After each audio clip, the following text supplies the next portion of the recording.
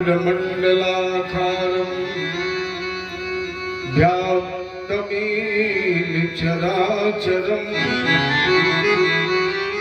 तत्पदं दर्शितं मेन तस्मै श्री गुरुवे नमः। अतुलितबलधामं शरणशैलावदेहं धनुजवनकृशानं ज्ञाननामग्रगण्यं सकलगुणनिधानं वानराणामधीशं रघुपतप्रियभक्तं वातजातं नमामि।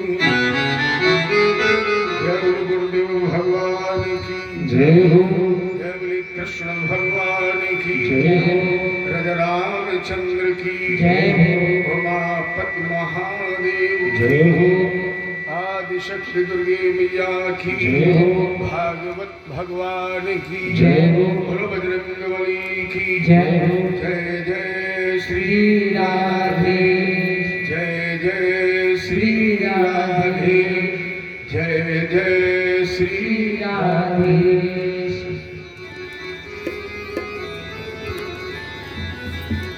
अखिल कोट ब्रह्मांड नायक पूर्ण प्राप्त ब्रह्म परमात्मा नंदनंदन कन्हैया यशोदानंदन घनश्याम भगवान कृष्ण के अंश अवतार धारण करने वाले भगवत चरणानुरागी उपस्थित विद्युत मानव आदि शक्ति परम्बा जगत जननी प्रकाशवाणी मोक्षदायिनी अन्नपूर्णा का अंशावतंश श्रद्धे महात्मा को कहिए।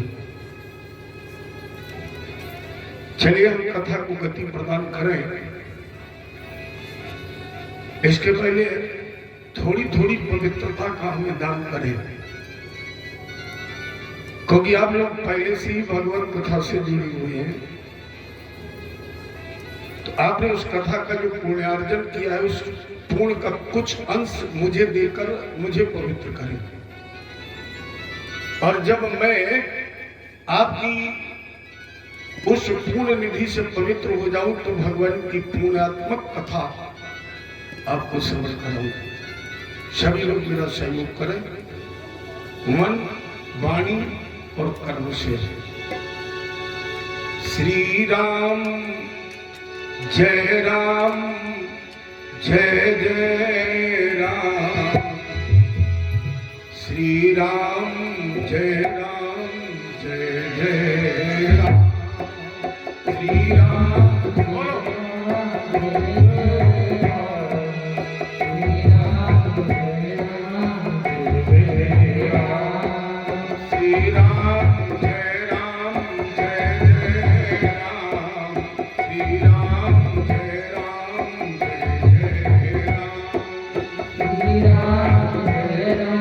जय जय राम। श्री राम जय राम जय जय राम। श्री राम जय राम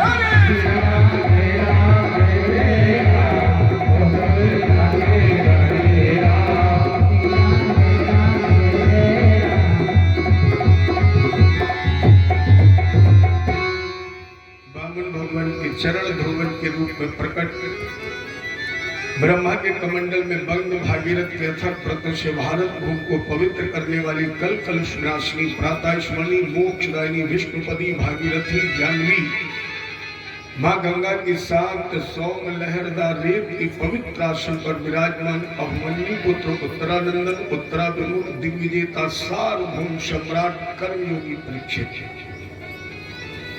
जिनके सानिध्य जिनके साथ में भृगु वशिष्ठ चवन गौतम मेवातीर्थ देवल देवराज इंद्र प्रमथ नारद पराशर पुत्र वेदम व्यास के मध्य उच्च आसन पर विराजमान सत्य सुमण परमहंस अवधूत अजान बाहु संस्कार शून्य राधा जी के कृपा पात्र शिष्य कृष्ण स्वरूप श्री सुखदेव जी महाराज जिनके मध्य में श्रीमद् भागवत वार्ता अंतर्गत हम आप तृतीय दिवस की चर्चा सुन रहे हैं और बड़ी सुंदर चर्चा भी आपको दी जा रही थी जिससे एक संदेश निकला था सुन जननी सुई सुत बड़भागी जो पितमात चरण अनुरागी।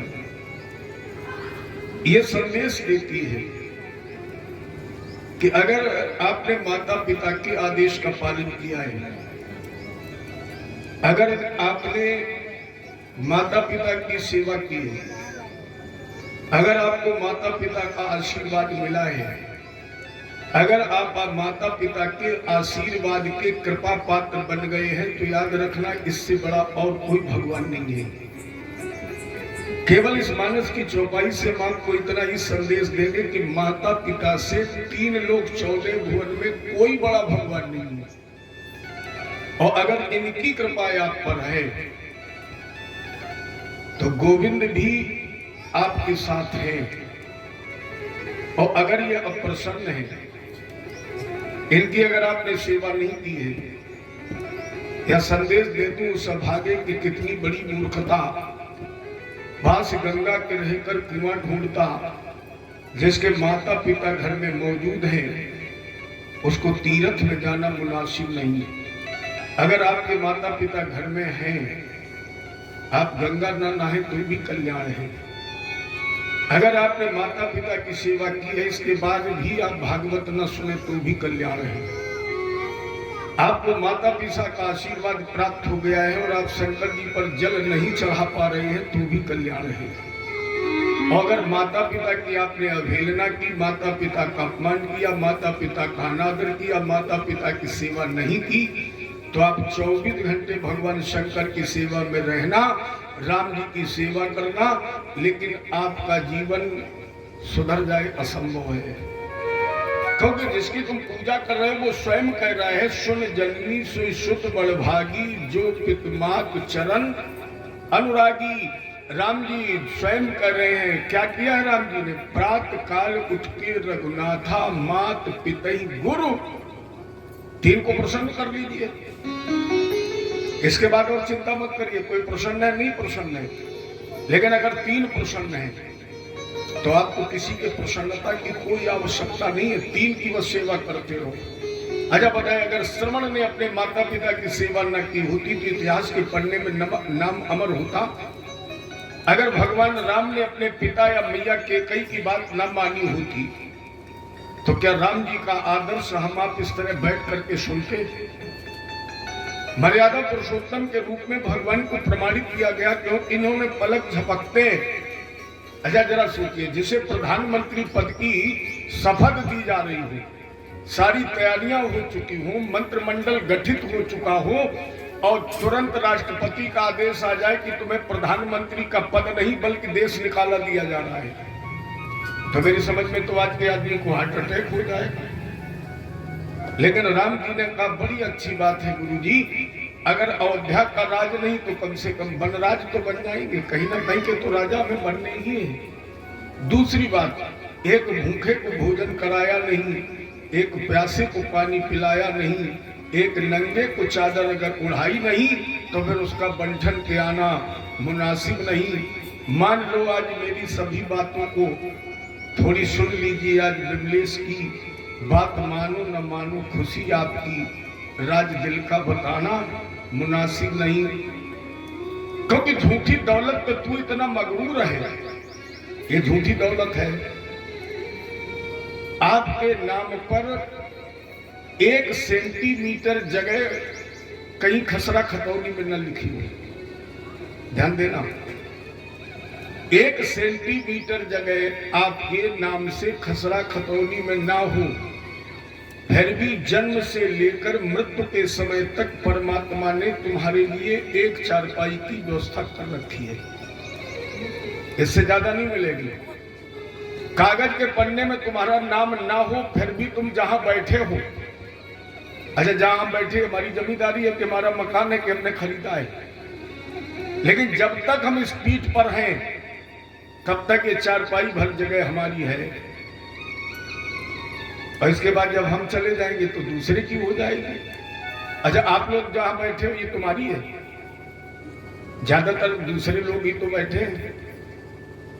तो जब तक आप यहां बैठे हो तब तक ये तुम्हारी है,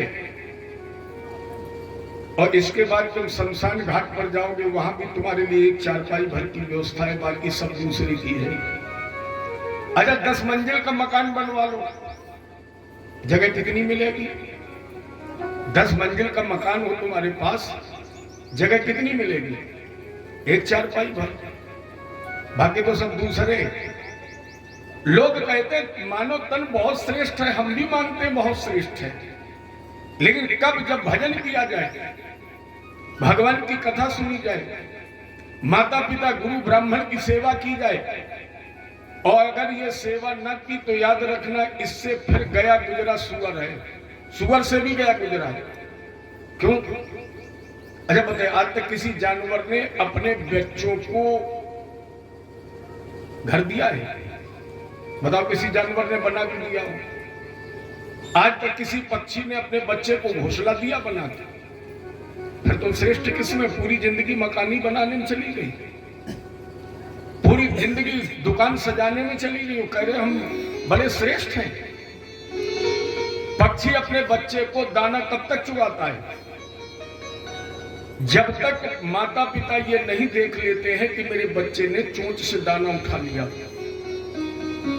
और जब माता पिता ने देख लिया कि मेरे बच्चे ने चोंच से दाना उठा लिया, फिर माता पिता अपने बच्चे के मुख में दाना नहीं डालता है, कहता अब तुम खुद चुगो। और हम तो क्या करते हैं, बेटा 35 साल का हो गया, पिता कह रहा पता नहीं सब्जी मंडी में आलू खरीद पाएगा कि नहीं खरीद पाएगा। अरे तुम चाबी छोड़ के तो देखो, वो तुमसे अच्छी खरीदारी कर लेगा। बस चिंता कर रहे मेरे बाद क्या होगा। हम दुख आप नहीं, हम भी दुखी हैं। आप नहीं, हम भी सोचते हैं कि मैं चला जाऊं मेरे बाद क्या होगा।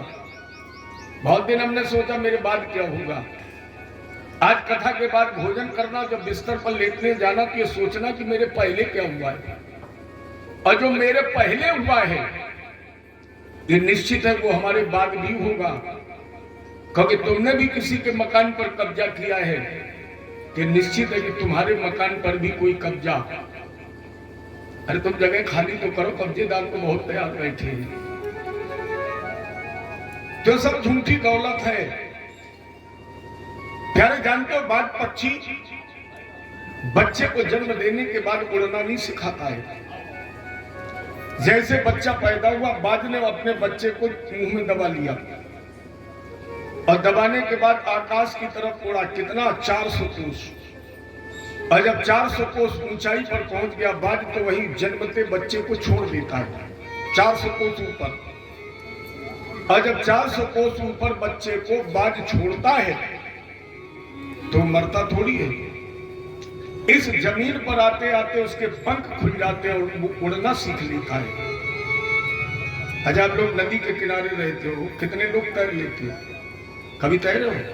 नदी में हमेशा तैरना वही जानता है जो पहले 2-4 गोता खा जाता है। जब उसे लगता है कि अब हम डूब जाएंगे, अब मर जाएंगे, तभी तैरना सीखता है। प्यारे, उसी तरह परमात्मा की प्राप्ति के लिए तुम्हारे प्राणों की बाजी तो लगेगी ही। जब तक बाजी नहीं लगेगी तब तक तुम न तो उड़ना सीखोगे, न चलना सीखोगे, और न तुम्हारे पंख खुलेंगे। ये मत सोचो कि मेरे बाद क्या होगा, ये सोचो कि मेरे पहले क्या उपाय है। और सबसे सरल उपाय, सोई पावन सोई सुभाग शरीरा। कौन? सोई पावन सोई सुभाग शरीरा, जो तन पाई भजे रघुवीरा। सोई पावन सुभाग शरीरा, जो तन पाए भजे रघुवीरा। सोई पावन सोई सुभाग शरीरा, सोई पावन सोई सुभाग शरीरा, जो तन पाए जो तन पाए भजे रघुवीरा। सोई पावन सोई सुभाग शरीरा, जो तन पाए भजे रघुवीरा। सोई पावन सोई सुभग शरीरा, जो तन पाई भजे रघुवीरा। और अगर ऐसा न किया, आहार निद्रा भय मैथुनानि सामान्य चैतान्यना पशुनाम। तन मिल गया मनुष्य का, लेकिन जीव आहार माने केवल भोजन करने के लिए। ज्यादा भोजन कर लिया तो सोने के लिए, संसार के विषय और भोग के लिए। वो मनुष्य मनुष्य नहीं है, तो केवल कहने भर का मनुष्य है। वो जानवरों से भी गया गुजरा है, क्योंकि इससे तो फिर पशु अच्छे हैं। इसलिए माता पिता गुरु की सेवा, ये सारी व्यवस्था तो फिर बाद की है। चलिए, इस विषय में हम तुम्हें एक बहुत सुंदर चर्चा दे रहे हैं। अभी आपको बताया गया था प्रियव्रतोत्तान पादो। शैभु मन और शत्रुपा जी के दो पुत्र पैदा हुए थे, प्रियव्रत और उत्तानपाद। प्रियव्रत नारद के उपदेश से विरक्त हो गया, राजकाज स्वीकार नहीं किया, लेकिन घर दो विवाह किए। राजा परीक्षित का गुरु जी रुक जाए, प्रियव्रतो भागवत आत्मा राम कथम मुनि, ग्रहे रमत यन मूला कर्म बंध पराभो। फिर ये कर्म के बंधन में कैसे बन गया? जैसे नारद जैसा उपदेशक मिल गया। सुखदेव जी ने कहा, इसका एकमात्र कारण माता पिता का आदेश। प्रियव्रत नहीं चाहते थे, विरक्त हो चुके, माता पिता चाहते थे, इसलिए इन्होंने एक नहीं दो विवाह किए। प्रियव्रत ने प्रथम विवाह विश्वकर्मा की पुत्री बृहस्पति जी से किया, जिनसे इनके 10 पुत्र पैदा हुए, एक कन्या पैदा हुई जिसका नाम था उर्जस्वती, जो दैत्य गुरु शुक्राचार्य के साथ आई गई। 10 पुत्रों में से 3 पुत्र कवि महावीर और समन नैष्ठिक ब्रह्मचारी बने। दूसरी पत्नी से इनके 3 पुत्र पैदा हुए थे, उत्तम, तामस और रैवत। ये वो प्रियव्रत हैं जिन्होंने रथ पर बैठ करके भगवान भास्कर की माने सूर्य की 7 परिक्रमाएं की।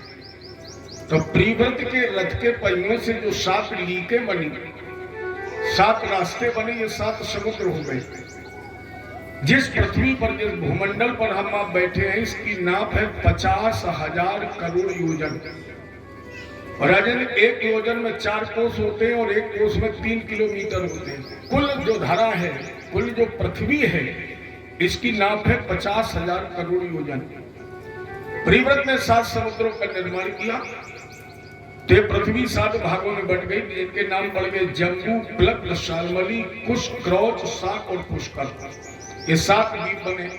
अब प्रियव्रत के पास 7 ही पुत्र बच्चे थे, इसलिए उन्होंने एक एक द्वीप का राजा बना दिया अपने एक एक बेटे को। प्रथम पुत्र का नाम था अग्नि, जो जम्बू द्वीप के राजा बने, जिन्होंने पूर्वचित नाम की अप्सरा से विवाह किया और 9 पुत्र पैदा किए। नाभ, किंकरु, सरवर, शिलावर्त, हिरण्मय, कुल, भद्राश, केतमाल, ये 9 पुत्र पैदा किए। और जब पूर्वचित नाम की अप्सरा स्वर्गारोहण करने चली गई तो अग्नि ने अपने 9 पुत्रों का विवाह मेरु की 9 कन्याओं के साथ किया और जम्बू द्वीप के 9 खंड कर दिए, जिसमें प्रथम खंड का नाम था अजनाभ खंड, जिसका राजा इन्होंने नाभि को बनाया, जिनकी पत्नी का नाम था मेरु देवी, जिन्होंने पुत्रेष्ठ से एक पुत्र प्राप्त किया था जिसका नाम था ऋषभ। ऋषभ माने श्रेष्ठ भी होता है। भगवान के 24 अवतारों में एक अवतार थे। ये वो ऋषभ है जिनके द्वारा चलाया गया धर्म विश्व में जैन धर्म के नाम से जाना जाता है।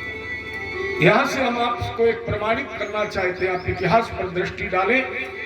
पूरे विश्व में 2000 वर्ष पहले सनातन धर्म को छोड़कर कोई धर्म ही नहीं था।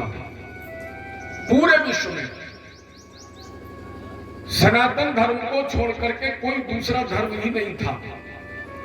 वर्तमान में जितने भी धर्म है वो सब सनातन धर्म से निकले हैं, चाहे वो मुस्लिम धर्म हो, चाहे वो ईसाई धर्म हो, चाहे वो बौद्ध धर्म हो, चाहे वो सिख धर्म हो। ये धर्म नहीं, ये पंथ है। धर्म तो मूल एक ही है, सनातन।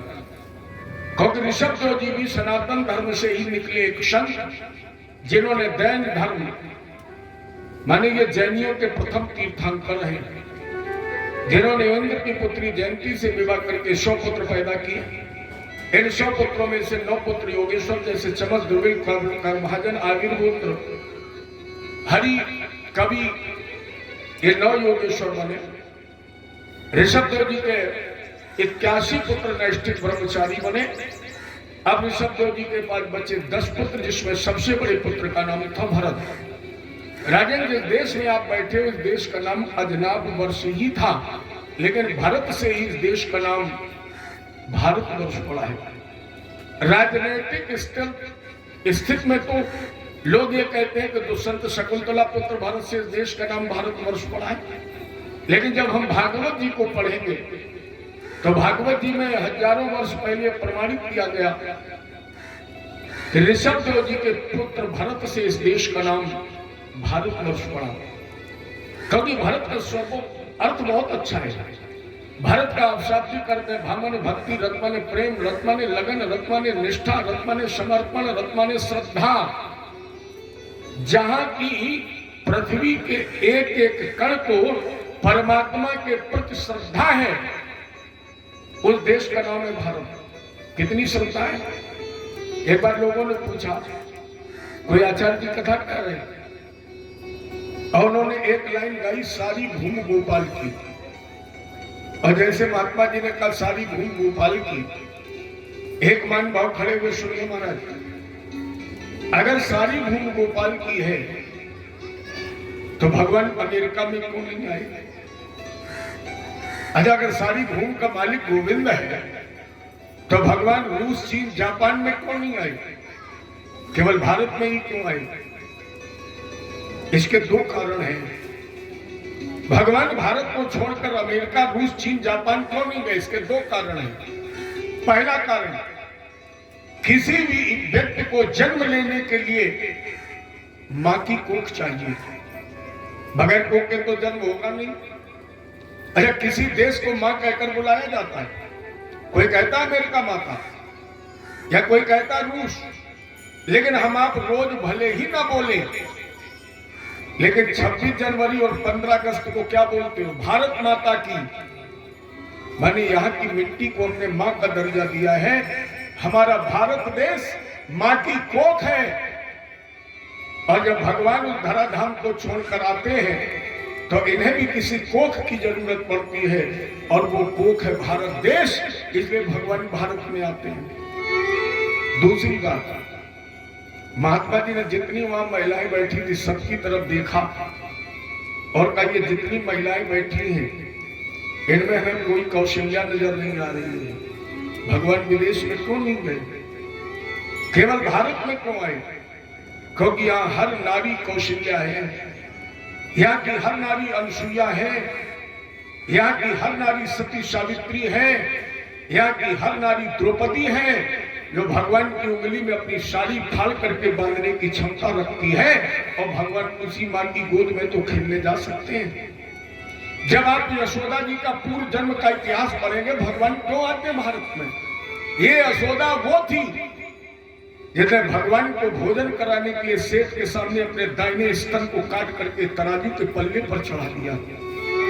जिस देश में नारी एक ब्राह्मण संत भगवान और अतिथि की सेवा करने के लिए अपने हाथ से अपना स्तन काट सकती है, इसलिए भगवान देवकी के घर में पैदा होने के बावजूद यशोदा का स्तनपान करने गए। भगवान बोले हमें वही स्तनपान करना है जो यशोदा ने अपने हाथ से अपने तन से काट दिया था। भगवान इसलिए भारत में आते हैं। तो भारत से अच्छे इतिहास पर जरा दृष्टि डालना। आज तक अपने देश में 3 ही व्रत हुए, पूरे विश्व में 3 व्रत हुए। आज तक 3 राम पैदा हुए हैं, 3 ब्रह्मचारी पैदा हुए हैं, 3 ऐसी महान विभूतियां जिन्हें भगवान के पूर्ण विराट रूप का दर्शन हुआ है।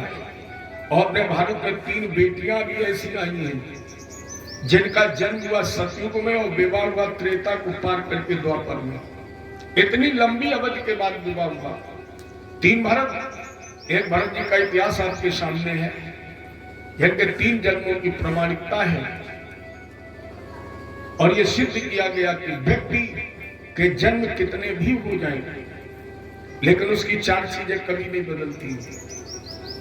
उसमें सबसे पहले मन, जो मन तुम्हारा पिछले जन्म में था वो इस जन्म में भी है और अगले जन्म में भी रहेगा।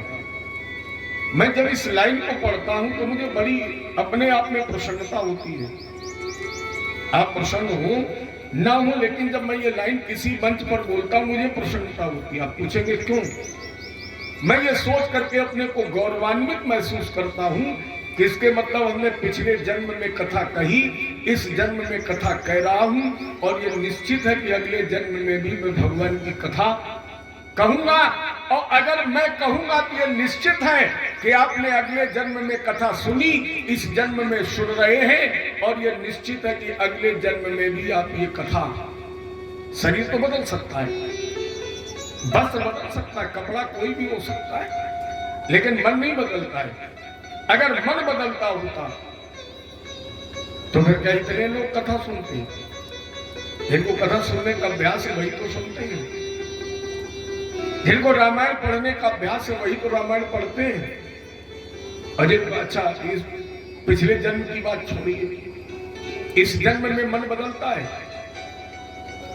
3 जन्म की बात छोड़िए, इस जन्म में आपके पास 3 मिलती है चीजें, बाल्यावस्था, मुख, बाल्यावस्था, युवावस्था और वृद्धावस्था।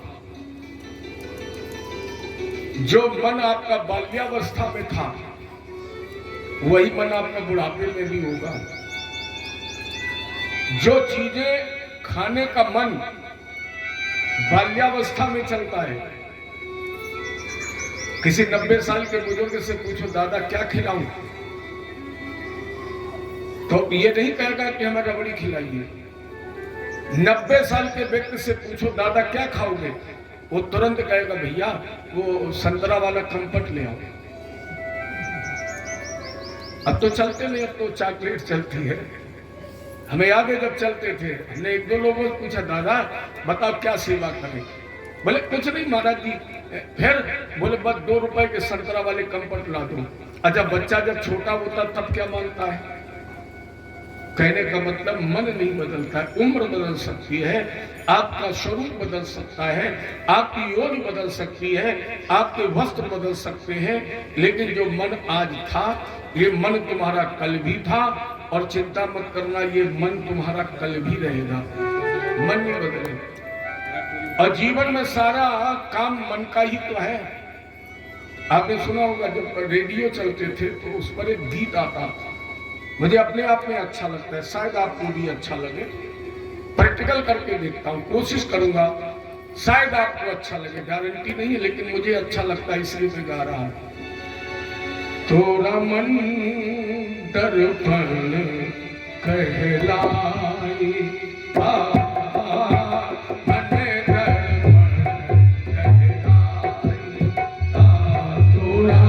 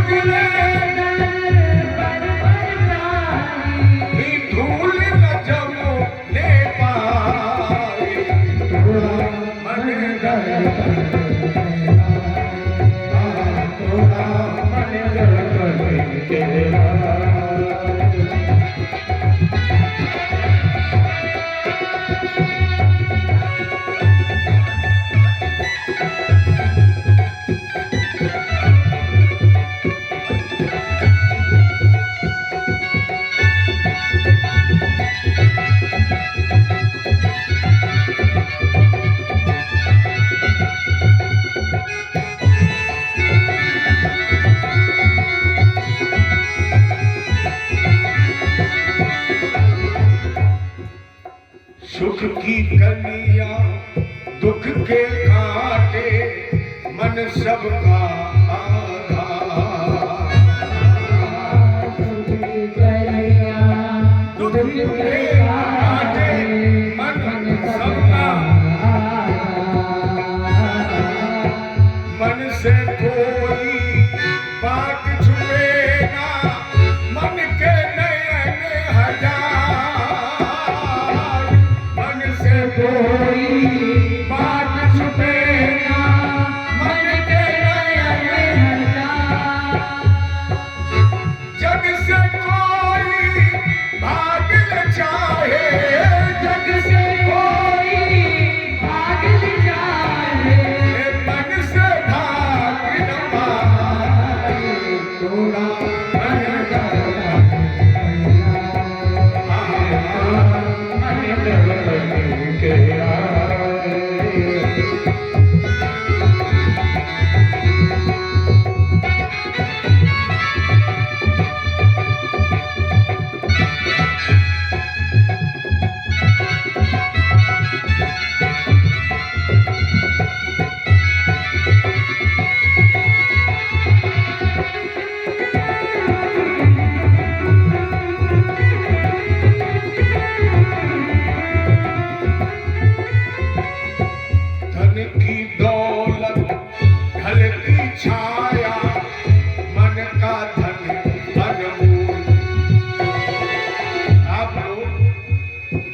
शीशे में मुंह देखना रोज, लेकिन बुढ़ापा कब आ जाएगा पता लगेगा। 24 घंटे आप शीशे के सामने खड़े रहना, और जिस दिन आ जाए उस दिन हमारे पास फोन कर देना, गुरु जी आ गया है। आएगा नहीं पता लगा। अच्छा एक बात बताओ, लड़कपन से खेलते खेलते जवानी में कब प्रवेश हो गया पता है? और खेलते खेलते युवावस्था से बुढ़ापे में कब प्रवेश कर जाओगे? दिन दिन तारीख मालूम नहीं पड़ेगी। हाँ दर्द होगा तो कहोगे ऐसा लग रहा है आ गया है, लेकिन कब आया पता नहीं है। प्यारे धन की दौलत फल की छाया, मन का धन अनमोल, धन के कारण मन के धन को, धन के कारण मन के धन को माटी में मत लो, मन की कदर भुलाने वाले, मन की कदर भुलाने वाले, मन की कदर भुलाने वाले, हीरा जन्म गवाए,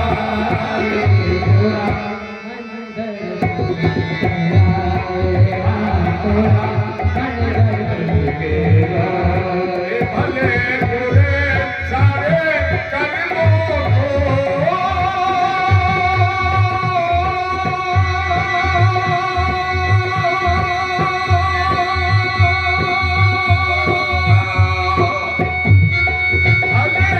भले बुरे सारे कर्मों को देखे और दिखाए, मन दर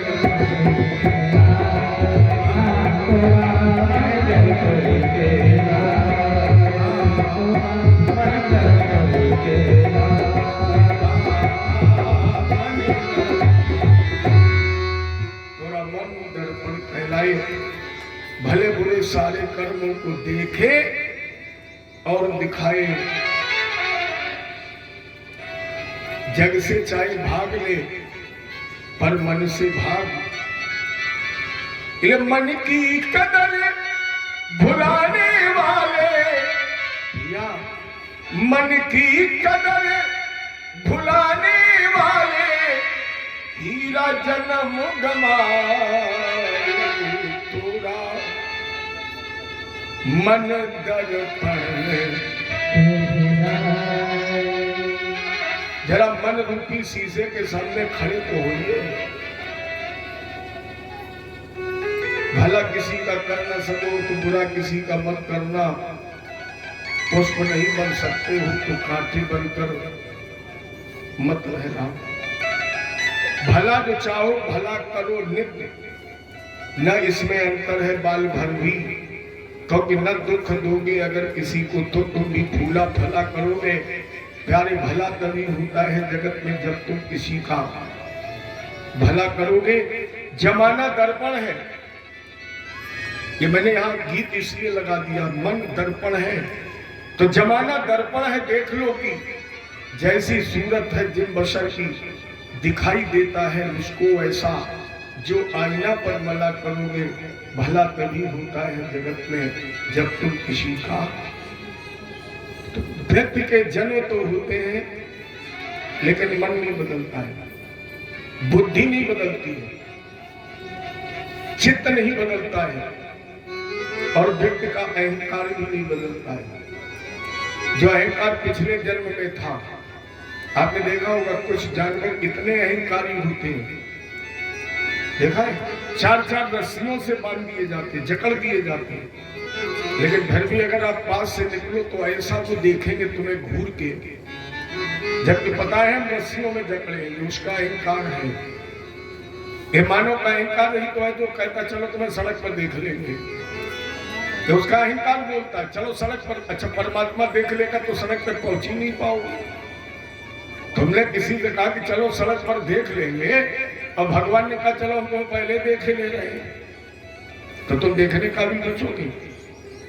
तो एक भरत जिनका इतिहास 4 चीजें नहीं बदलती, दूसरे भरत सभी लोग जानते हुए त्रेता में पैदा हुए दशरथ के कई पुत्र भरत, और तीसरे हुए द्वापर में दुष्यंत शकुंतला पुत्र भरत।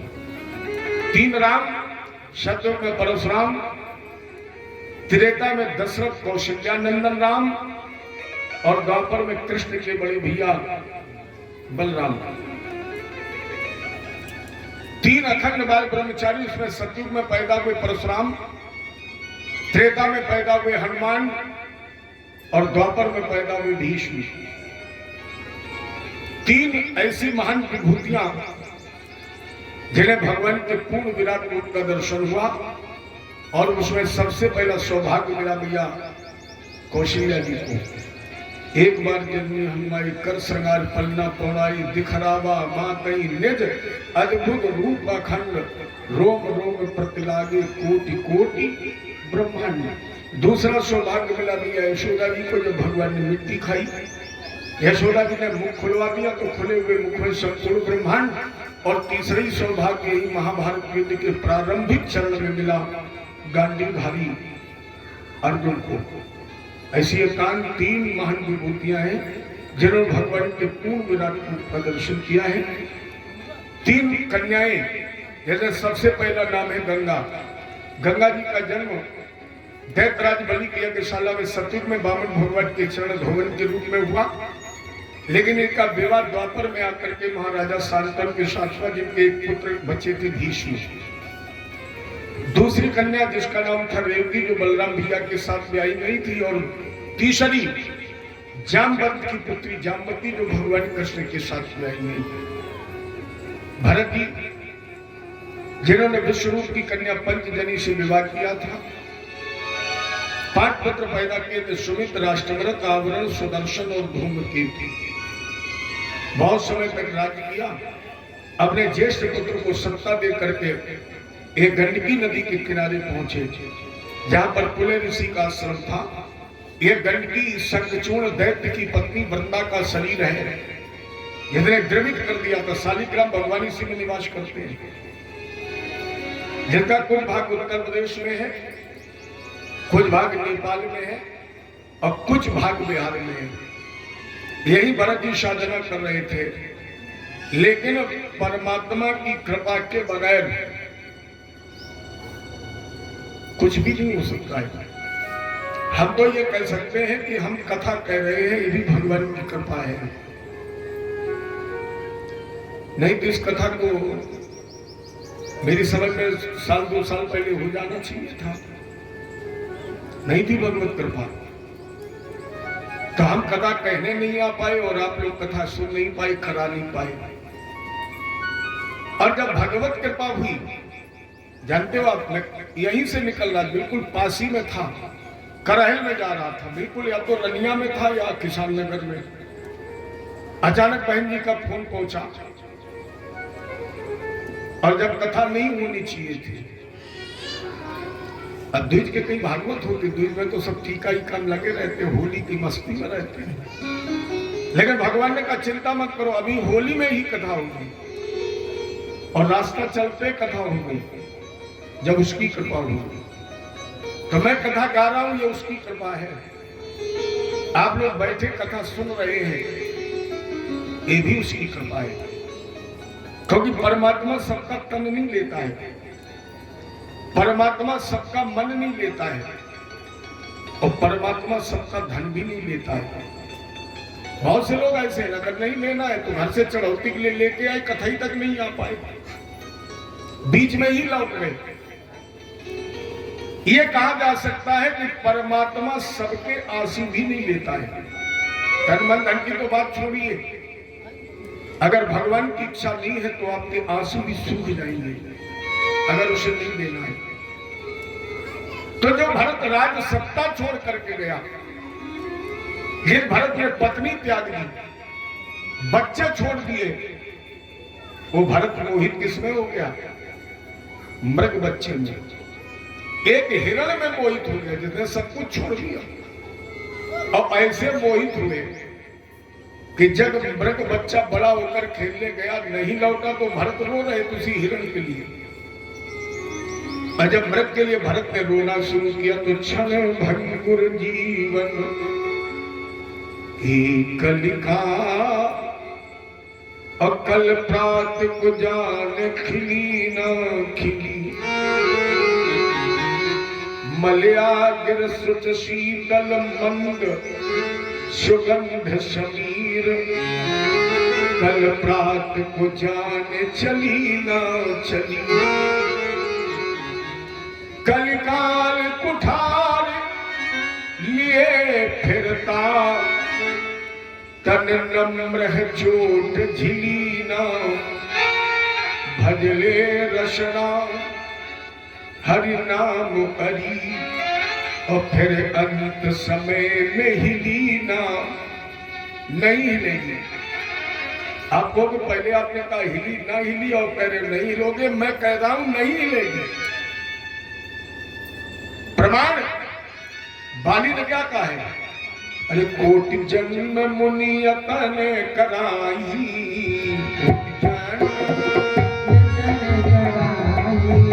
कोटि जन्म मुनियतन कराई, अंत राम कही आवत नाई,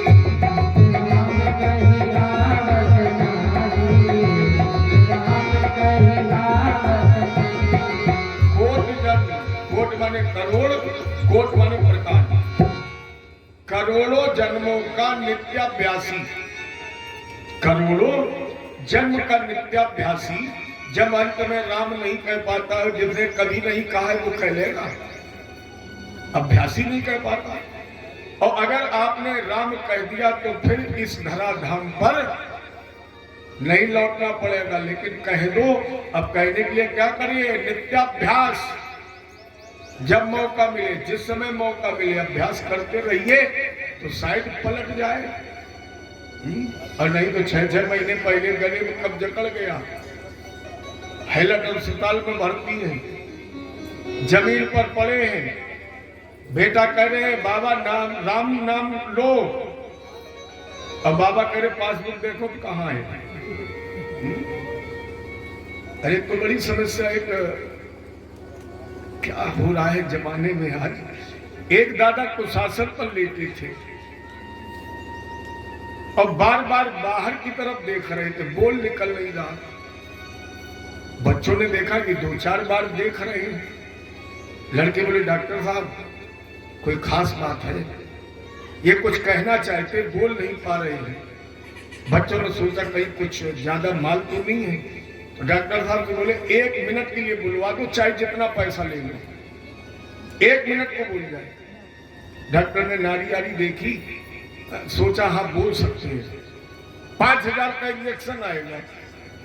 डॉक्टर साहब ने 5000 जेब में डाले, क्योंकि इमरजेंसी में डॉक्टर पैसा पहले लेता है। हाँ, पता नहीं बाद में रोना पीटना पड़ जाए, मैं रुपये हो गई। जैसे आप अस्पताल में अगर मरीज का ऑपरेशन होना है तो पहले पैसा जमा करो। अब पता नहीं ऑपरेशन के बाद मरीज बचे कितना बचे, मरीज मर गया तुम रोने लगे, मारपीट करने लगे, तो डॉक्टर की दवा गई, पहले एडवांस जमा करो। तो डॉक्टर ने कहा बोल सकता है, लेकिन 5000 एडवांस जेब में डाले, इंजेक्शन लगाया, तो एकदम हरकत हुई। बच्चे जान गए बोलेंगे दादा दादा बोलो क्या कहना चाहते हो। दादा बोले यहाँ मर रहा है वो पड़ा पूरी झाड़ू चबाई जाती। ये बोले क्योंकि मन तो उसी में लगा था। बच्चे बोले खम खम बता मरे और 5000 और लेंगे, इन्हें झाड़ू की चिंता है। इन्हें निवेदन कर रहा हूं, क्षण भंगुर जीवन की कलिकाओ, मत फंसाओ संसार के विषयों में।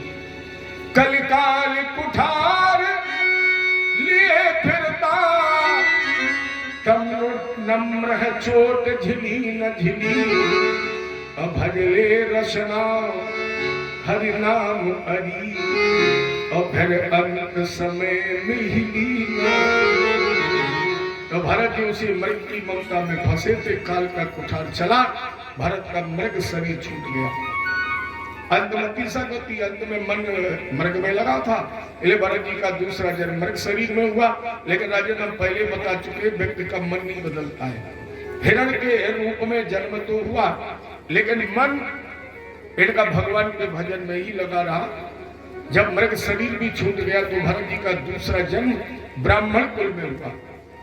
उस ब्राह्मण के अग कस्यचित् दुर्जवरस्य अंगिरा शमदम तपः प्रवसु। 2 पत्नियां थी उस अंगिरा गोत्री ब्राह्मण की। पहली पत्नी से 9 पुत्र हुए, छोटी से एक कन्या और एक पुत्र। इस युग्म में, इस जोड़े में जो पुत्र है यही भरत है। तीसरा जन्म है। भरत को समझदार हुए। भरत ने सोचा एक जन्म में मृग में फंस गए तो तीसरा जन्म हो गया। और आपकी बात को बहुत फंसाने वाले माता पिता 9 भाई बहन जब जमीन। भरत ने कहा आपकी बार फंस गए तो न जाने कितनी बार जन्म लेना पड़ेगा, मरना पड़ेगा। तो भरत ने कहा सब हमसे नाराज रहे। और नाराज कैसे रहेंगे जब हम उल्टा काम करेंगे। देखो कुछ बेवकूफ होना भी ठीक होता है, कहीं कहीं कम दिमाग का होना भी ठीक होता है। आप कहेंगे क्यों? अच्छा दिमाग ज्यादा हो गए तो उतने ज्यादा घर वाले काम कराएंगे। लेकिन कहीं कहीं बुद्धिमान होते हुए भी थोड़े कम बुद्धिमान बनो, क्योंकि ज्यादा तुम जितनी बुद्धि का प्रयोग करोगे घर वाले उतने ज्यादा काम कराएंगे। तो भरत जी ने उल्टा काम शुरू कर दिया। लोगों का पागल इसलिए इसका नाम रख दिया गया जड़ भरत। 9 भाइयों का विवाह हो गया। भरत जी का विवाह कौन करे? अच्छा 9 दुर्गा जब घर में आ गई, एक दुर्गा आ जाए तो 9 दिन व्रत, और घर में 9 दुर्गा इकट्ठी आ जाए तो भरत जी की सारी अव्यवस्था बदल गई। माताओं ने अपने पतियों से कहकर भरत को घर से निकला दिया। आज का भाई होता तो दरवाजे पर खड़ा होता, कहता पहले 1/10 बांट दो। लेकिन भरत ने नहीं कहा, क्योंकि भरत ने कहा सिया राम मैं सब जग जानी और करहु प्रणाम जोर जुग पानी। तो फिर हुई है वही। भरत ने कहा रमनते, वो रम रहा है रोम रोम में, और जब रोम रोम रम रहा तो फिर हुई है वही। जो राम रच राखा वही होगा जो राम जी चाहेंगे। भाई उनका भाग जाओ, भरत जी चले गए। हाईवे पर पहुंचे, भरत का भजन तो किया ही नहीं। ताली बजाई, भरत ने कहा श्री राम। समाधि में नहीं चले गए। उधर से डाकू लोग आ रहे। अध कस्यचिद ब्रखल पतिर भद्रकाली। मां भद्रकाली की बलि देनी थी। डाकू ने कहा चलो मेरे साथ। भरत बोले कितनी कृपा है राम जी की। 9 भाइयों से धक्का मार के निकलवा दिया और 9 हमें लेने आ गए। घुमा के अंदर ले गए। सरदार ने खड़ा किया। इतना ध्यान पूजन के बाद तलवार ली हाथ में और फिर सोचा तुम्हारा नाम। कौन सोचा कम से कम अता पता ठिकाना तो पूछ ले। तो सरदार ने पूछा तुम कौन हो? भरत ने कहा जो तुम हो वही मैं हूं। कहां से आए हो? भरत ने कहा जहां से तुम आए हो। कहां जाना है? भरत ने कहा जहां तुम्हें जाना है, क्योंकि हमारा तुम्हारा ठिकाना आना और जाना एक ही जगह से है। सरदार ने निकाली तलवार। भरत ने सर झुकाया। आवालमयी देवी प्रपन्नाति हरे प्रसीद और प्रसीद मातर जगतो खिलस्य प्रसीद विश्वेश्वरि पाहि विश्वम त्वमीश्वरी देवी चराचरस्य। मम पूजा कर रही। और सरदार ने तलवार चलाई। माता जी उस पत्थर की लाट से प्रकट हो गई। क्योंकि कुपुत्रो जायते क्वचिदपि कुमाता ना भवत पूत, भले ही कपूत हो जाए लेकिन माता कभी कुमाता नहीं होती है।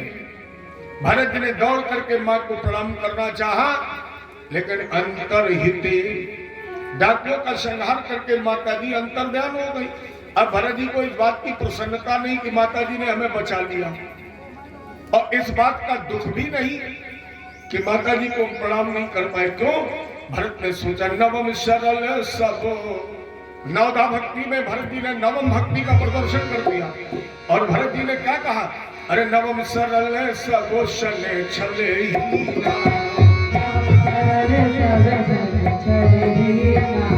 नवम सरल सब शन छलहीना। नवम सरल सब मम भरोस ही भरोस नदीना।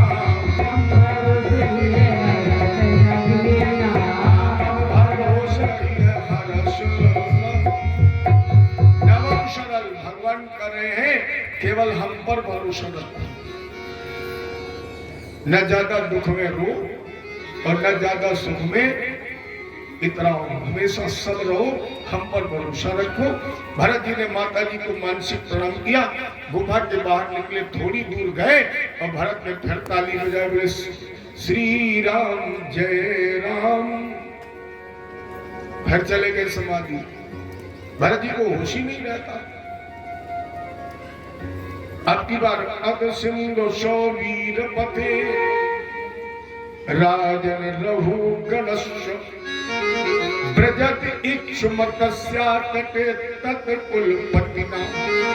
सिंधु सौवीर देश का राजा रघुगण 4 कहारों की धोई पालकी पर इक्षुमती नदी के किनारे जा रहा था, गुरु दीक्षा लेने, गुरु की शरण में जा रहा था। कितनी विस्मय की बात है, गुरु की शरण में जा रहा है, गुरु मंत्र लेने जा रहा है, ज्ञान लेने जा रहा है, जा किस पर रहा है? पालकी पर। जबकि संत मिलन को जाइए, अरे उससे बड़ा राजा कौन हो सकता है? संत से बड़ा कोई राजा है? जिसके लिए भगवान राम ने कहा सातों महिमा सम जग देखा, अमोते अधिक संत कर लेखा। भगवान करे हमसे संत बड़ा है तो उससे बड़ा राजा कौन हो सकता है?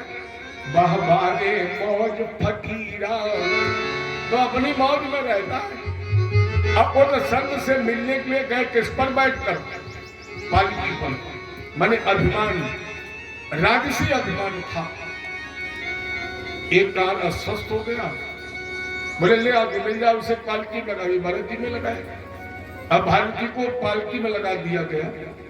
भरत जी पैर तब रखते थे जब पैर रखने की जगह देख लेते थे, तो कभी 4 अंगुल पर, कभी 4 बीटा पर, कभी 4 फुट पर, कभी 4 हाथ पर। तो भरत जी कभी बहुत धीरे चलते थे, कभी छलांग लगाते थे। रघुगण ने तुम्हें चलना नहीं आता है, कैसे चल रहे? सोचा शायद गुस्सा आ जाए, लेकिन भरत ने कहा संत का मतलब हाथी होता है। संत को कैसे चलना चाहिए? जैसे हाथी किसी गांव और गली मोहल्ले में आता है तो हाथी के 2 लोग स्वागत करने वाले होते हैं। पहले स्वागत कौन करता है? जितने बुजुर्ग होंगे, बड़े बूढ़े होंगे, वो नातियों से कहें बेटा जाओ पूजन की थाली लेकर के आओ, गणेश जी आई है। हाथी की पूजा करने वाले 2 ही 4 लोग होंगे, लेकिन दूसरे कौन लोग स्वागत करते हैं? जितने गली के होंगे, जितने मोहल्ले के और गांव के कौन कुत्ते होंगे, वो सब हाथी के पीछे भौंकते हैं। अच्छा बताइए, हाथी कभी कुत्तों का भौंकना सुनता है? पीछे मुड़ के देखता है? ना तो उसे पूजा से मतलब रहता है और न भौंकने वालों। अच्छा थकता कौन है? जो भौंकता है। लौटता कौन है? जो भौंकता है। भौंकने वाले थक जाते, लौट जाता है। लेकिन हाथी अपनी मस्ती में उसी प्रकार संत को अपने लक्ष्य के प्रति एकाग्र होकर के चलना पड़ेगा। इन भौंकने वालों को भौंकने दीजिए, ये भौंकते भौंकते थक जाएंगे, लौट जाएंगे, लेकिन तुम अपनी मस्ती में चलते ही रहो।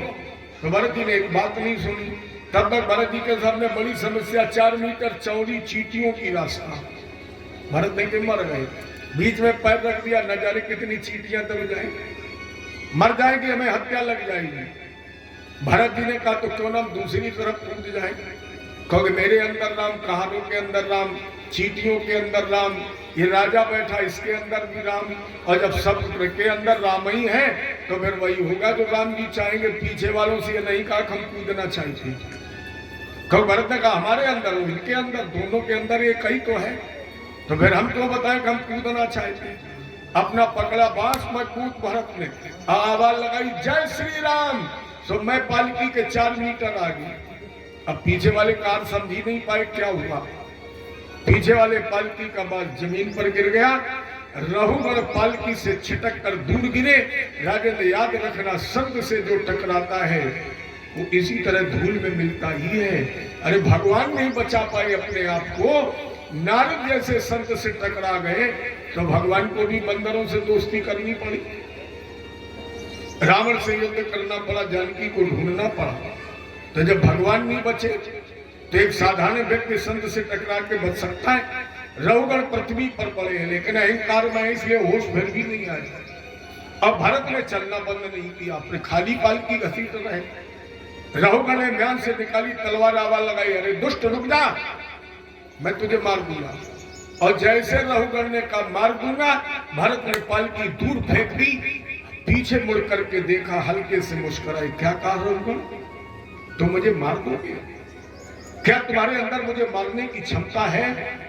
ये वेदांत कहता है मैं शरीर नहीं आत्मा हूं। रहुगण जन्मता है ये शरीर, तो मरता भी है ये शरीर, लेकिन आत्मा न कभी जन्म लेती है और न कभी मरती है।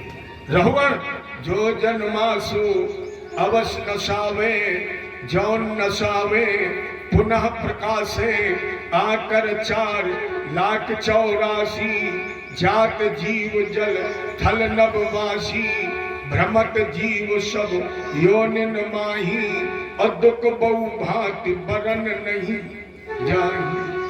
अरे रहुगण तयोदितम व्यक्तम विप्रलब्धम, भर्तुषा में स्यादत वीर भारा, गंतुर यदि स्यादत गम्य मध्वा, पीवे तराशौ न विदाम प्रवारा। अरे रहुगण बहुत देर से तुम्हारा अनर्गल प्रलाप सुन रहे हैं, जो तेरे मन में आ रहा चिल्ला रहा है। लेकिन रहुगण जरा सोचो, अगर तुम कहार होते और हम तुम्हारी जगह पालकी पर बैठे होते, तो जो शब्द तुमने मुझसे कहे हैं वो शब्द अगर हम तुमसे कहते तो तुम्हें अच्छा लगता? अर्थात जो व्यवहार तुम्हें अच्छा नहीं लगता है वो व्यवहार कभी दूसरों से मत करो।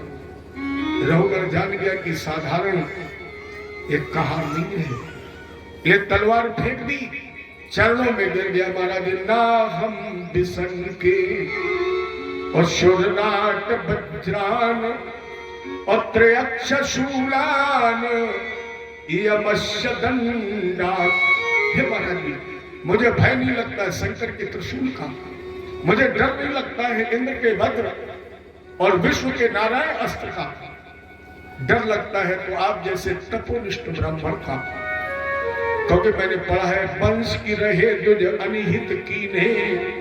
अगर विप्र का अनिहित कर दिया जाए उसका वंश नहीं चलता है। मैं इसलिए नहीं कह रहा हूं कि मैं ब्राह्मण हूं, मानस कह रही है, और मानस किसी साधारण, अब तो लोग कुछ भी कह सकते हैं। बाबा पहले से जानते थे कि कलयुग में लोग क्या करेंगे, इसलिए उन्होंने एक चौपाई और लिख दी, जाकी रही भावना जैसी अप्रभु मूरत देखी तिन। जिसका जैसा भाव होगा, चौपाइयों पर लोग लड़ते हैं,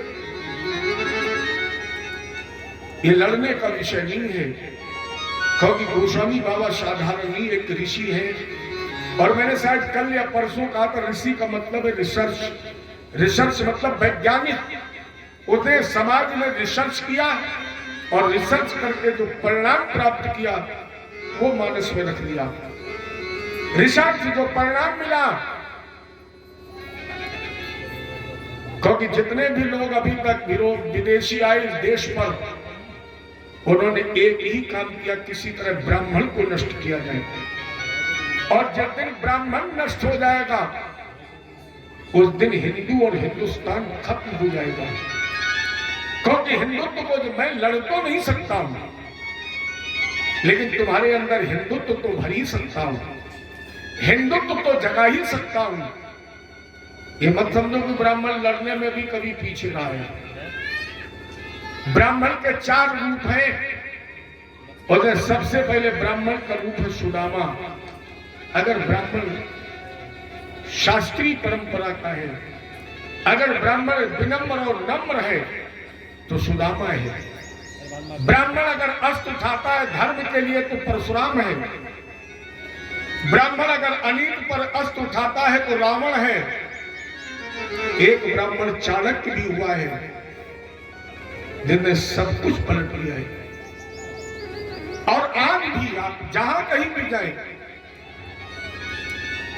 सबसे पहले ब्राह्मण को ही नष्ट किया जा रहा है, क्योंकि अधर्म की पराकाष्ठा कब होती? बाबी कह रहे हैं विप्र, धेनु, सुर, संत, ये चार भारत देश के कर्णधार हैं और जब जब अधर्म अनीत अत्याचार बढ़ता है इन चारों को नष्ट करने की कोशिश की जाती। सबसे पहले ब्राह्मण, इसके बाद गाय, इसके बाद देव मूर्तियों और इसके बाद महात्मा। जैसे चार नष्ट होंगे फिर बचेगा हिंदू और हिंदुस्तान। भगवान को फिर आना ही पड़ता है जब इन चार को नष्ट किया जाता है। इसलिए बाबा ने रिसर्च किया और उन्होंने लिखा, बेप्रबल से की असे प्रभुता,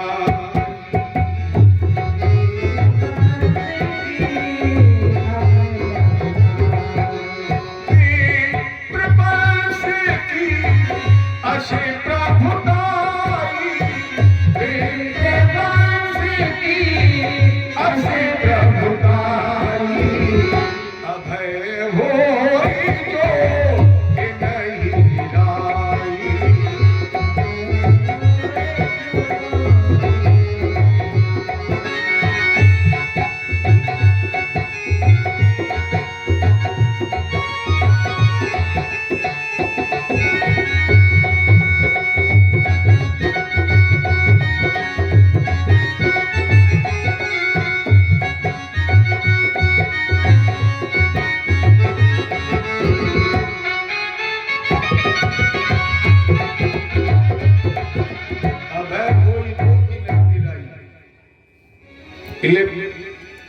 महाराज जी क्रोध मत करना। नमो नमः कारण विग्रहाय अस्वरूप तुक्षीकृत विग्रहाय, नमो वधूते दुज बंधुलिंगा अनिगोल नित्यानुभवाय तुभ्यम। लोक संरक्षण के लिए अपने नित्य ज्ञान को ढाकने वाले हैं अवधूत परमहंस, हम आपको प्रणाम करते हैं। और जैसे अहंकार नष्ट हुआ, भरत जी ने कहा रघुगण, गीता में भगवान ने कहा नयनम चिंदत शस्त्रान नयनम उद्दाहति पावन और न चैनम क्लेदन्त्यापो ना शोषति मारुता। वासांस जीलान यथा विहाय। रघुगण, जैसे एक व्यक्ति नया कपड़ा पहनने के लिए पुराना उतार देता है, उसी प्रकार ये जीव भी नए शरीर रूपी वस्त्र को धारण करने के लिए पुराने शरीर रूपी वस्त्र को उतार फेंक देता है। मैं ज्यादा क्या कहूंगा, केवल एक चर्चा करूं। धन के घमंड को प्यारे आज तुम निखार दे, क्योंकि दौलत खजाना सब यही रह जाना है। थोड़ी सी जिंदगी में सिया राम ध्यान धरो, क्योंकि जहां से आया है फिर वही जाना है। हुज्जत लड़ाई करने का कोई काम नहीं, काहे को किसी से बैर कर जाना है। रघुगण, लाखन में एक बात तुमको बताए जात, और काहू को सताओ नहीं अंत मर जाना है। आयो है मनुष्य देह अवसर बनो है आज, ऐसी देह प्यारे को फिर कहाँ पाइयो। भूलत हो बावरे अब तो सामने हो, रत्न अनमोल को तू काहे गवाइयो। सोच समझ कर ठगन को संग त्याग, ठगबाजी देख कर न मन को लुभाइए। कहे विनीत ताते सावधान काहे ना हो, तो हरि को भजन कर हरि में समाइए। हरि का भजन कर हरि में समाइए।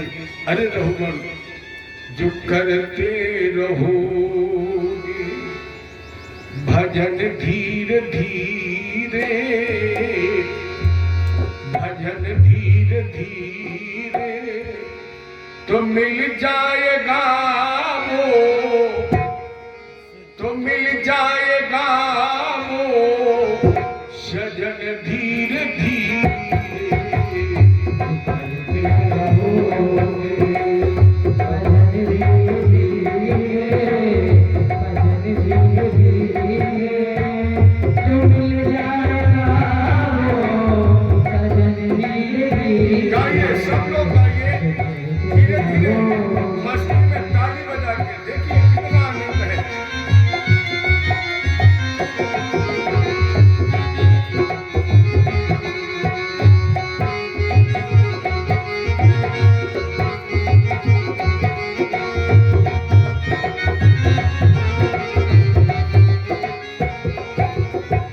अगर प्रभु से मिलने की दिल में तमन्ना, अगर प्रभु से मिलने की दिल में तमन्ना, अगर प्रभु से मिलने की दिल में तमन्ना, प्यारे दिल में तमन्ना, करो शुद्ध अंता करण धीरे धीरे, करो धीरे धीरे तो मिल जाएगा वो रतन धीरे धीरे।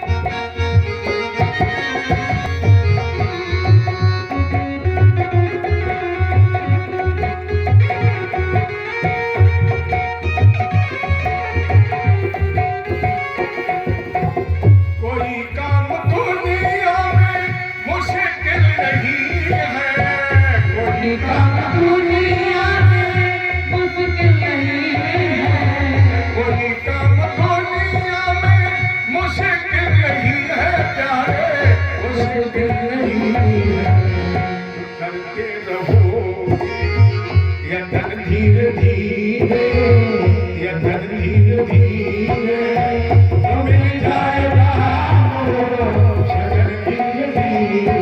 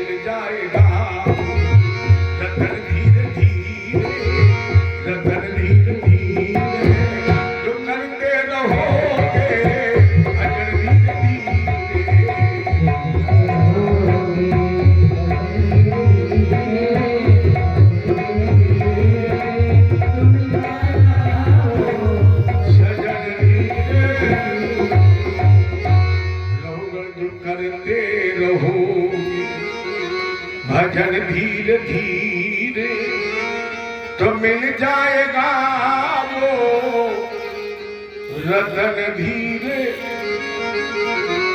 धीरे। सब देखे परखे समय बहुत कहे का हो, और तुलसी सीता राम बिन नहीं आपन कोई। सीताराम के अलावा अपना और कोई नहीं। भरत जी ने बहुत सुंदर उपदेश दिया। रघुवर देखो ये वही हिरण है मृग। भरत जी ने उपदेश किया और यहीं से रघुवर को वापस कर दिया। इसके पश्चात राजा परीक्षित के सामने खगोल भूगोल का वर्णन किया। राजन, हमने तुम्हें बताया था प्रियव्रत ने 7 दीप बनाए, अर्थात अब हम तुम्हारे सामने 3 लोक 14 भुवनों का वर्णन करने जा रहे हैं। जैसे प्रियव्रत ने इस पृथ्वी के 7 खंड किए हैं, जम्बू, प्लक्ष, शाल्मली, कौश, कुरुच, पुष्कर, उसी प्रकार पृथ्वी से जब आप गिनना शुरू करेंगे ऊपर की तरफ तो 7 लोक, भूलोक, भालोक, स्वालोक, जनलोक, तपलोक, महलोक, सप्तलोक। पृथ्वी के नीचे भी 10-10 हजार योजन की दूरी पर 7 लोक हैं, जिनके नाम है अतल, वितल, सुतल, रसातल, तलातल, महातल, पाताल।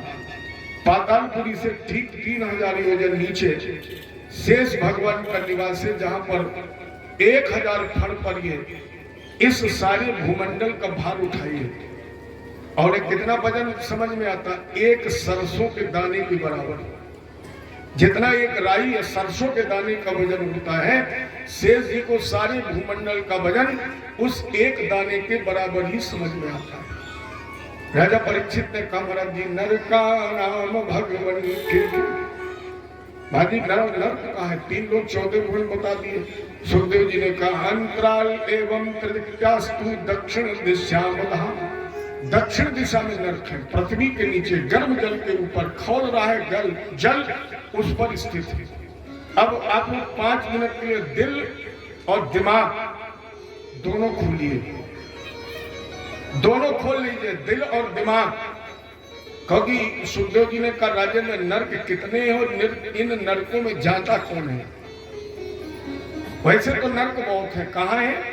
दक्षिण दिशा में पृथ्वी के नीचे जल खौल रहा है, उसी खौलते हुए जल पर नर्क है। हम तुम्हारे सामने मुख्य 28 नरकों को वर्णन कर रहे हैं। राजन, मुख्य 28 नरक हैं।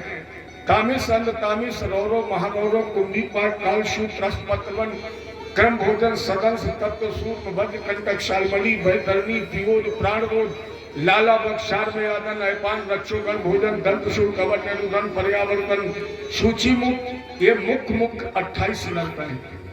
अब इसमें जाता कौन है? जो दूसरे के धन, दूसरे की स्त्री या संतान का हरण करता है, अथवा स्त्री, धन और संतान का हरण करके जो इनका भोग करता है, वो भी नरक में जाता है। राजन, बगैर यज्ञ किए, बगैर भोग लगाए या बगैर दूसरे को बांटे या भोजन कराए, जो केवल अपना पेट भर लेता है, उसे भी नरक जाना पड़ता है। जो अपना भरण पोषण करने के लिए, अपने परिवार का भरण पोषण करने के लिए दूसरों से दुश्मनी मोल लेता है, इसे भी नरक में जाना पड़ता है। राजेंद्र, जो अपने भरण पोषण के लिए या अपनी उदर पूर्ति के लिए वन जीवों की हत्या करता है, जो मांसाहारी है, मांस आदि का भक्षण करने वाला भी नरक जाता है।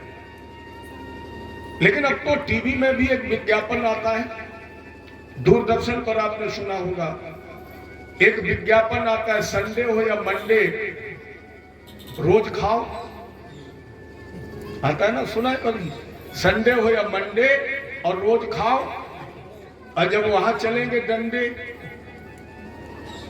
दक्षिण दिशा में बड़े बड़े हेलट जैसे हॉस्पिटल हैं, जब वहां चलेंगे डंडे, प्यारे ढीले हो जाएंगे, ये भुजदंडे फिर काम नहीं आएंगे, हथकंडे, इसलिए मत खाओ। अच्छा, आपसे एक प्रश्न पूछूं, आप लोग नाराज मत होना, इतने लोग बैठे हो, आप लोग ईमानदारी से बताइए, क्या आपने कभी शीशा देखा है? शीशे मुंह देखा है? ज्यादातर लोग कह रहे हैं, हाँ पंडित जी, अरे आपने नहीं, हमने भी देखा है। लेकिन हमारे आपके देखने में अंतर है। अगर आप लोगों ने शीशा देखा है तो ईमानदारी से बताइए, क्या दांत आपके कुत्ते, बिल्ली और शेर जैसे हैं? अगर आपने देखा तो बताइए। क्या आपके हाथ और पैरों के नाखून इन मांसाहारी जानवरों की तरह है? परमात्मा ने प्रकृति को संतुलित करने के लिए दोनों व्यवस्थाएं की हैं। कुछ लोग कहते पंडित जी, बकरा नहीं खाया जाएगा तो हल चलाया जाएगा। कुछ लोग कहते मुर्गा नहीं खाई जाएंगे तो मुर्गा ही मुर्गा हो जाएंगे। अच्छा, खा के देखो तो फिर तुम भी तो मुर्गा ही बन जाओगे। मुर्गा खाओगे तो मुर्गा ही तो बन जाओ। देखिए मैंने भी कहा भैया अगर तेरे लिए भगवान ने मुर्गा और बकरा ही बनाया होता तो फिर गेहूं चना अरहर मटर क्यों बनाता, सीधे सीधे बकरा ही पैदा कर देता, क्यों बनाया?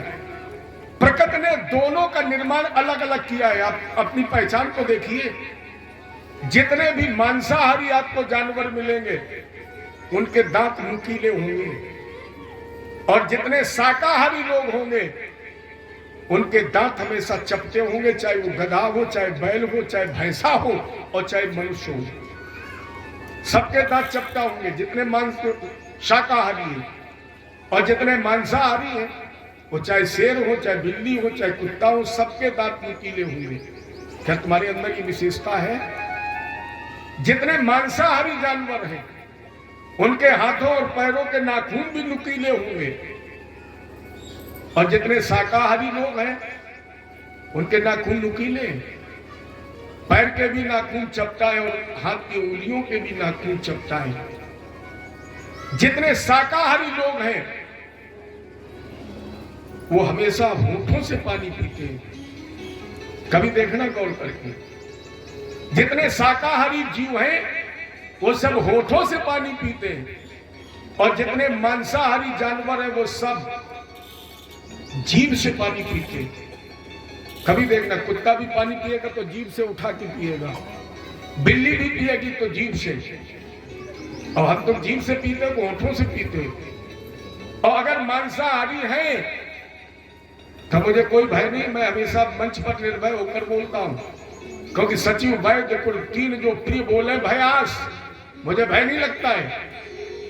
आप लोग क्या करेंगे, ज्यादा से ज्यादा फिर कभी कथा होगी तो कहोगे कानपुर वालों को मत बोला, बहुत कड़वा बोलते हैं, मुझे फर्क भी नहीं पड़ता है। लेकिन मुझे कहने में कोई भय नहीं, कोई संकोच नहीं। जो लोग मांसाहारी हैं उनसे अच्छे गधे हैं, गधा फिर आदमी से अच्छा है। आप कहेंगे प्रकृति आज के मिर्च ज्यादा खिलाई गई है। आप लोगों से ही मेरा प्रश्न है, मैंने गधा अच्छा क्यों बताया है? गधा के सामने घास डाल दीजिए, खा लेगा, और मांस डाल दो, गधा मर जाएगा, खाएगा नहीं। शेर मर जाएगा लेकिन घास नहीं खाएगा, और आदमी घास भी खाएगा, मांस भी खाएगा। इतना गिर गया है, आदमी आदमी को भी खाएगा, आदमी आदमी को खा रहा है। अब बताइए गधा अच्छा है कि आदमी अच्छा है? पशु तो आज भी अपने नियम का पालन कर रहे हैं, और मनुष्य कितना गिर गया है, जानवरों से भी गया गुजरा। इसलिए मैंने कहा शीशे में मुंह न देखा हो तो फिर देख लेना। अगर मनुष्य शराब पीता है वो भी नरक में जाता है। इस पर भी कलयुग का प्रभाव है। जो रत्न है अपने भारत में वो गली गली बिक रहा है, और जो जहर है वो ठेका पे राशन कार्ड लेके लोग लाइन में लगे हैं। रत्न क्या है? दूध, अनमोल रत्न है भारत में, दूध जो गली गली बिक रहा है। लोग डब्बा लिए चिल्ला रहे भैया दूध, और मधुशाला में देखो आधार कार्ड लिए लाइन लगाए हैं जैसे डीलर के राशन बट रहा। हमारे कानपुर में कोरोना में जब ठेका खुला तो 3 किलोमीटर लंबी लाइन बर्रई में लग गई। 3 किलोमीटर। एक तो लिया अपने वो बुलेरो और 10-5 जरी कैन। अरे हमने कहा इतनी लेकर क्या करोगे? बोले गुरुजी मोदी है तो फिर रात के 8 बजे लगा दें लॉकडाउन, और फिर लॉकडाउन लग गया तो फिर कहां मिलेगी? माने लोग अमृत बेच करके जहर पी रहे हैं। ये इस देश का दुर्भाग्य है। और मेरी समझ में अगर बोतल पर भी ये लिखा होता कि ये पीने के लिए लाभप्रद है तो शायद कोई नहीं खरीदने जाता। उस पर लिखा है स्वास्थ्य के लिए हानिकारक। देखो कैसी लड़ाई है। आपको मालूम है, आप लोग तो शहर से जुड़े हुए हैं, आपके यहाँ दूध किस भाव में बिक रहा है? किसी को मालूम हो तो बताओ, किस रेट में दूध है? 50 में, 60 रुपए लीटर। भदौरिया साहब पौवा कितने का मिलता है? किसी को मालूम हो तो बताओ, कितने का आता है?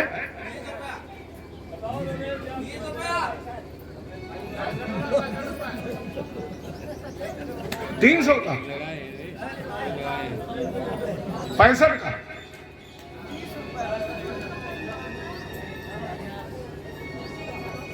माने कम से कम 1.5 लीटर जब आप अमृत बेचेंगे तब 1 पौवा जहर खरीदोगे। ये इस कलयुग का प्रभाव और देश का दुर्भाग्य है। गोरस, रस माने अमृत। दूध को क्या कहा गया? गोरस, रस, रस माने अमृत।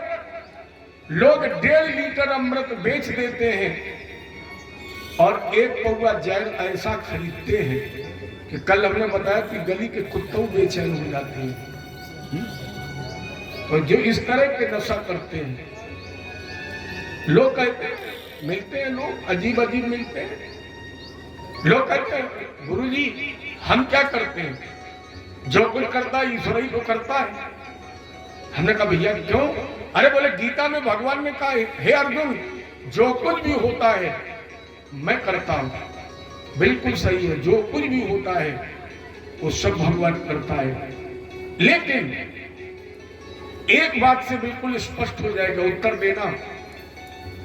दूध पीने के बाद क्या कभी आत्मा ये कहती है कि तुमने गलत किया है? अगर दूध पियोगे कभी आंखों में आंसू आते हैं, कभी चेहरा बिगड़ता है, आंखें लाल होती हैं, मुंह 3 कोने का बनता है। बताइए अगर दूध पीने में किसी का चेहरा बिगड़ता हो। लोग कहते हैं सब भगवान करता है, और मैं ये कह सकता हूं कि हर घूंट के बाद ईश्वर बाहर नहीं है, वो तेरे अंदर बैठा है। और जब तू जहर पीता है तो अंदर से हर घूंट के बाद उपकारी आती है और वो ये कहता है कि तू गलत कर रहा है। चेहरा भी बिगड़ता है, आंसू भी आते हैं, लार नाक मुंह भगवान ही मालिक है। क्या बात है, क्या छवि बनती है, कितना बढ़िया चेहरा बनता है। और फिर वो जबरदस्ती ढकोल रही, कह रही ईश्वर करता है। अच्छा आप लोग बताइए, देखो माता अपने बच्चों के बहुत अपराध क्षमा करती है, तो क्षमा की मूर्ति है। लेकिन पिता अपने बच्चों के कितने अपराध क्षमा करता है? जितने पिता बैठे पीछे वाले। एक अपराध हुआ, बच्चे को समझाया, डांट दिया, कल से शिकायत नहीं मिलनी चाहिए। 2-4 दिन हो गए, फिर शिकायत मिली, पिता ने बुलाया इधर आओ। 2-4 सो गए, अब शिकायत नहीं मिलनी चाहिए। बच्चे ने मान लिया। 2-4 दिन बाद फिर शिकायत आई, पिता ने कहा लास्ट एंड फाइनल वार्निंग, अब शिकायत नहीं आनी चाहिए। और चौथी बार अगर शिकायत आई तो पिता माफ नहीं करता, हुसड़ के थप्पड़ देता है। माँ तो 10-20-50 कर देती है, छुपा भी लेती है। अगर पिता खाना पानी बंद भी करा दे तो माता चुपचाप खिला देती है, वो माँ है। लेकिन पिता अपने बच्चे के ज्यादा से ज्यादा 3 अपराध क्षमा करता, चौथे में थप्पड़ देता। मान लो प्यारे, अगर मार दी उसने थप्पड़, कितने दिन अपराध क्षमा करेगा? अरे अस्पताल हाईलट कई बार, वो नर्क कई बार थोड़ी है। कल सुबह स्टार्ट करना मोटरसाइकिल, चले जाना हाईलट। एशिया का सबसे बड़ा नर्क है।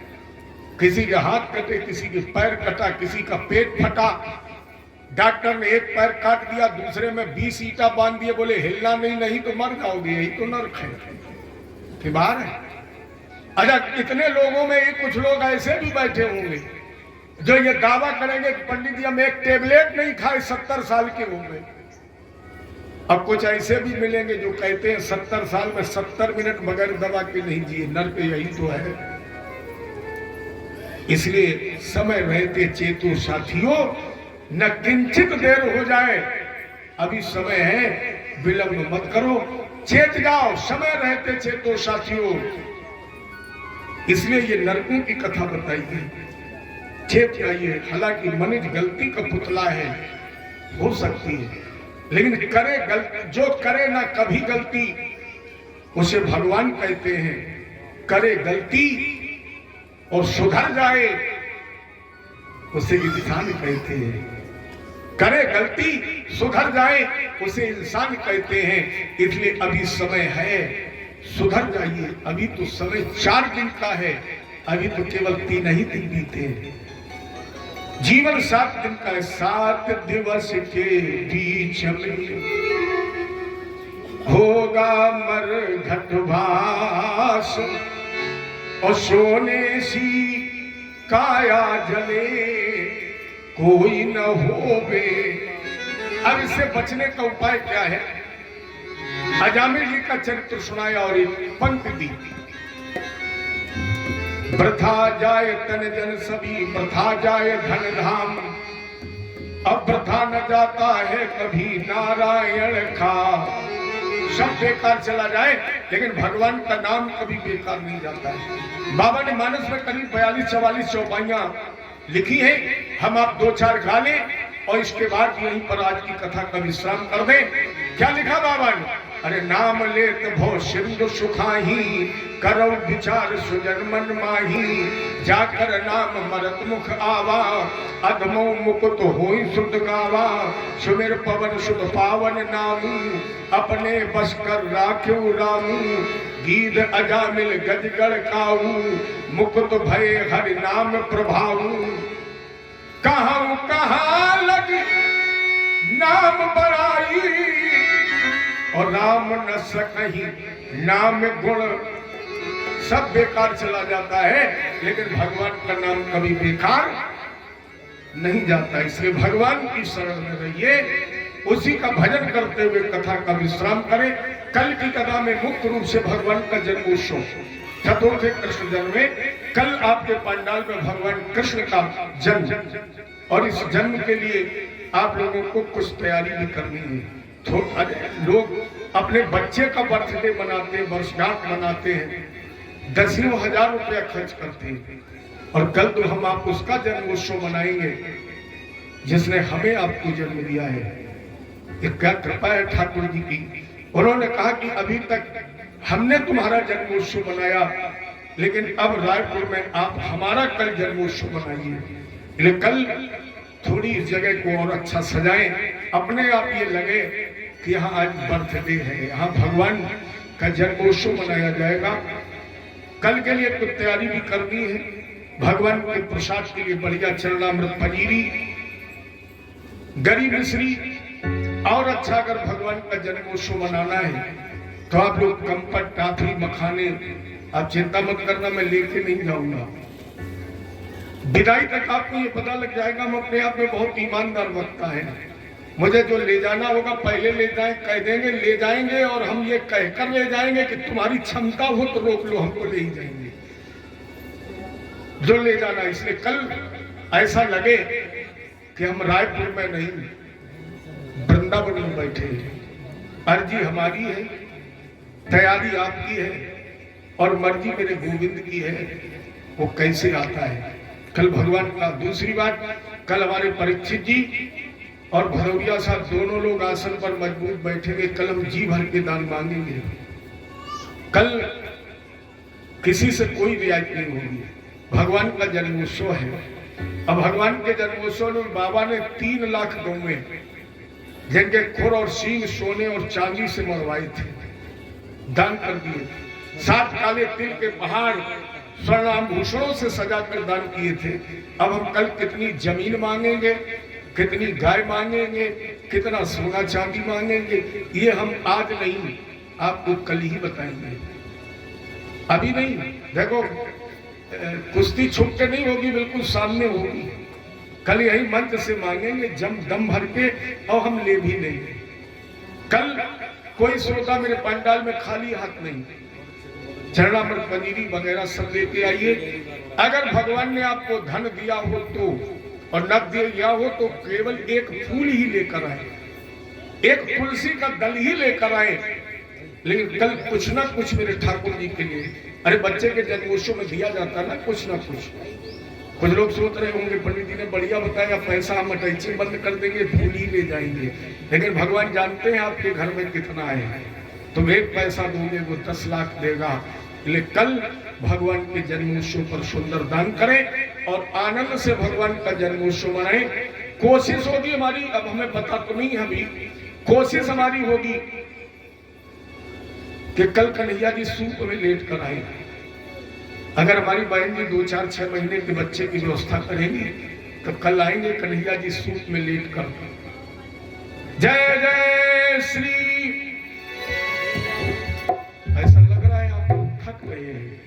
जय जय श्री, अरे समरिया ले चल परली पार, समरिया ले चल परली पार, जहाँ विराजे राधा रानी, जहाँ विराजे राधा रानी, अलबेली सरकार समरिया ले चल परली पार, समरिया ले चल परली पार।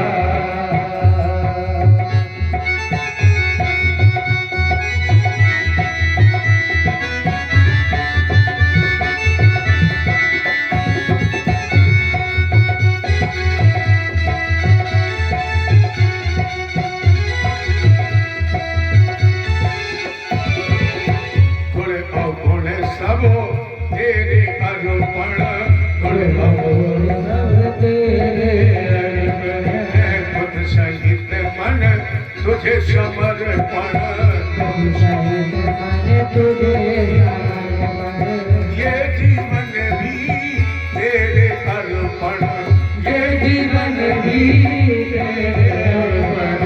मैं तेरे चले रोकी दासी, मैं तेरे चले रोकी दासी, मेरे प्यारे आधार समरिया ले चल परली पार, समरिया ले चल परली पार।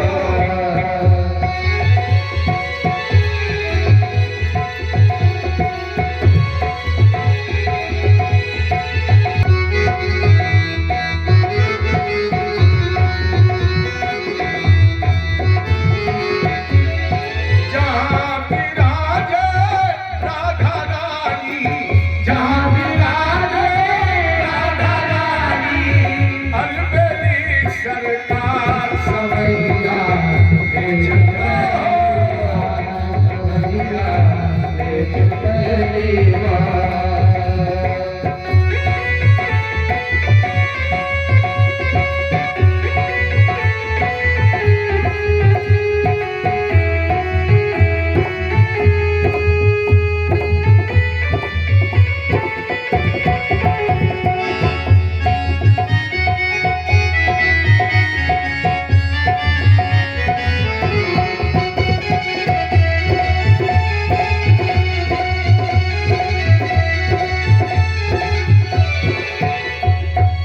अपना आप लुटा बैठी हूँ, अपना आप लुटा बैठी हूँ, अपना आप लुटा बैठी हूँ, अपना आप लुटा बैठी हूँ, तेरी आश लगा बैठी हूँ, तेरी आश लगा बैठी हूँ, लज्जा से लगा बैठी हूँ, लज्जा से लगा बैठी हूँ। सावरिया में तेरी रागिनी, सावरिया में तेरी रागिनी, तू मेरा मनोहार समरिया ले चल परली पार, समरिया ले चल परली पार। जहाँ विराजे राधा रानी, जहाँ विराजे राधा रानी, अलबेली सरकार समरिया ले चल परली पार, समरिया ले चल परली पार, समरिया ले चल परली पार, समरिया ले चल परली पार, समरिया ले चल परली पार। जय जय श्री राधे, जय जय श्री राधे। मन में बसा कर, मन में बसा कर तेरी मूर्ति उतारो मैं गिरधर तेरी आरती मन में बसा के तेरी मूर्ति उतारो मैं गिरधर तेरी आरती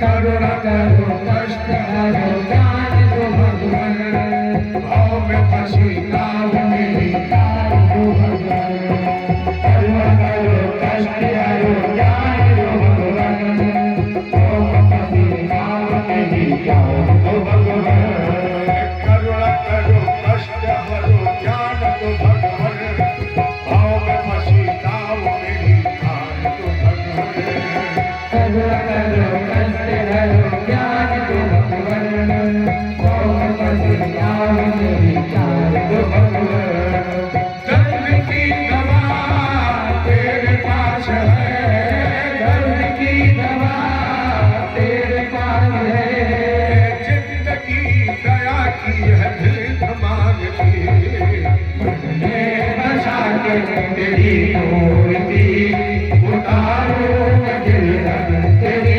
आरती मैं बसा के तेरी मूर्ति उतारो मैं गिरधर तेरी आरती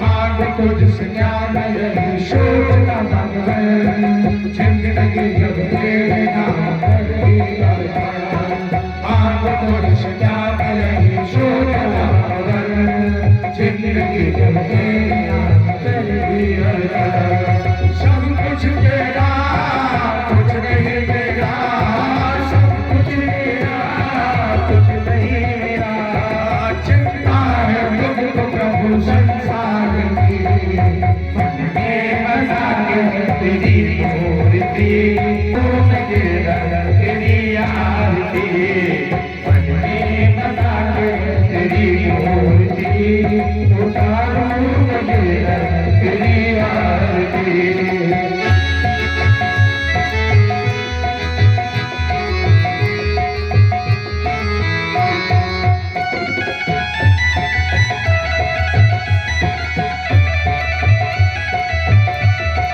वेद तेरी महिमा गाए संत करे ध्यान नारद गुणगान करे छेद लीलागान वेद तेरी महिमा गाए संत करे ध्यान नारद गुणगान करे छेद लीलागान भक्त तेरे द्वार करते हैं पुकार भक्त तेरे द्वार करते हैं पुकार दास व्यास तेरी गाए आरती मन में बसा के तेरी मूर्ति उतारो मैं गिरधर तेरी आरती मन में बसा के तेरी मूर्ति उतारो मैं गिरधर तेरी आरती मन में बसा के उतारो मैं गिरधर तेरी आरती कर्पूर गौरम संसार सारम तुझे तेरा सदा वसंतम हे जान भवानी चैतन्य त्वमेव माता जगन्नाथदेव त्वमेव बन्धुः शशाङ्कदेव त्वमेव विद्या द्रव्यं त्वमेव त्वमेव सर्वं मम देव त्वमेव सर्वं मम देव त्वमेव सर्वं मम देव बोलो कृष्ण भगवान की जय हो राजा राम